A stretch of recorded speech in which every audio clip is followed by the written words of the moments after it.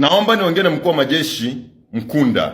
Hii ni TFF na tubembelezi. Umesema ya kwamba endapo uhalifu utaendelea, JWTZ itachukua hatua stahiki. Sikiliza, naomba ujue kwamba wahalifu namba 1 Tanzania, Wambura, Muliro, Abduli wakamata hao kwanza.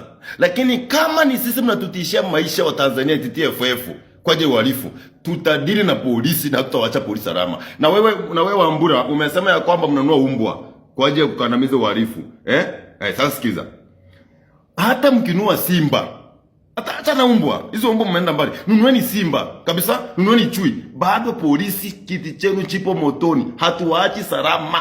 Yaani hatuwaachi salama. Muliro, Wasira, Wambura, Mafwele hatuwaachi salama kwa sababu mmekwenda tisho hii Tanganyika. Mmesababisha amani imekosana Tanganyika kwa ajili yenu nyie. Tutadili na nyie. Wewe Wambura tunakuja kwako. Hatutakuacha salama.